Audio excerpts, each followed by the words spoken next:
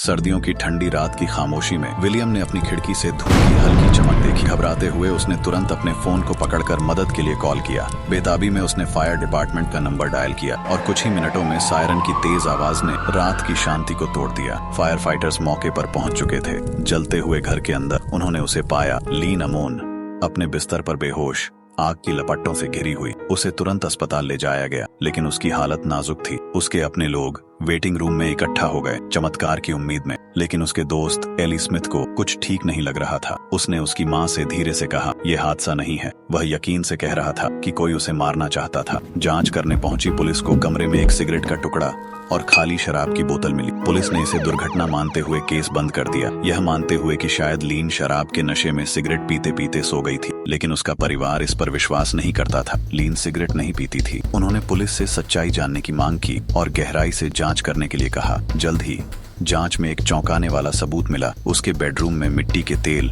और पेट्रोल का एक खतरनाक मिश्रण छिपा हुआ था। यह कोई हादसा नहीं था, ये एक मर्डर था। जैसे जैसे जांच फिर से खुली, एली ने एक डरावनी बात का खुलासा किया। मरने से पहले लीन ने उससे कुछ खतरनाक राज साझा किए थे। एक बड़े बैंक स्कैंडल का पर्दाफाश, जिसमें शक्तिशाली लोग शामिल थे जो नहीं चाहते थे कि लीन के खुलासे दुनिया के सामने आए। उसने एली से फुसफुसाते हुए कहा था, अगर ये बाहर गया तो कई जिंदगियां बर्बाद हो जाएंगी। लेकिन कातिल ने कोई सबूत नहीं छोड़ा। न ही कोई जबरन घुसपैठ के निशान थे, न ही कोई साफ मकसद, बस कुछ अनसुलझे सवाल। आखिर लीन अमून की हत्या किसने की? क्या उसे इंसाफ मिल पाएगा? ये राज अनसुलझा है, लेकिन कुछ राज कभी पूरी तरह दफन नहीं होते।